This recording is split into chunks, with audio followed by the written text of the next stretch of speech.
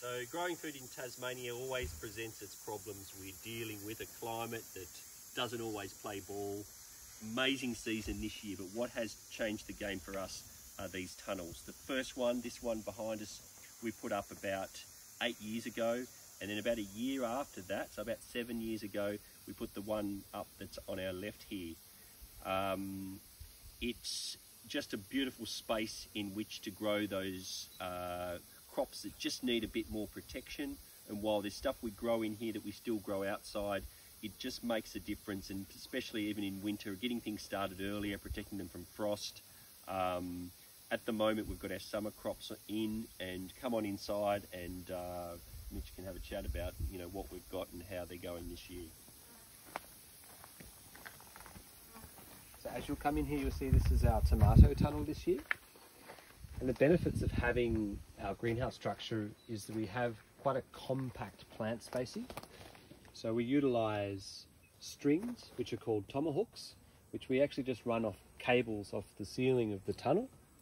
And the strings will come down into the ground, and we just wrap the tomato around the twine, and we actually prune all our tomatoes, and we'll see with our cucumbers.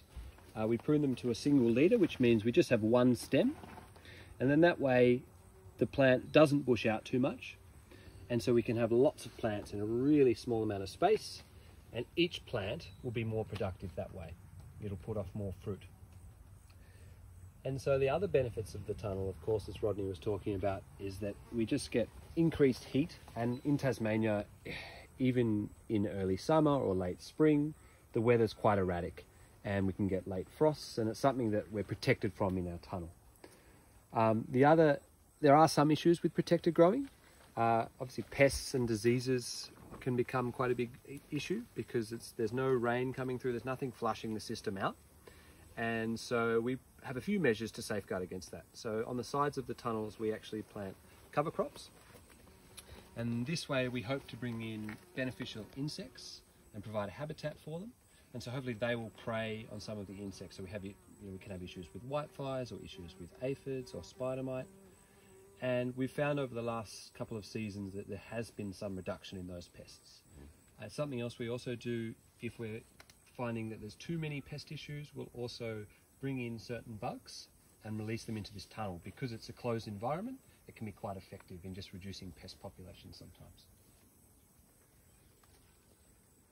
And so overall, this year's looking very promising. We're seeing lots of good growth on the plants, and the weather's been great. So we've got high hopes for a very productive season.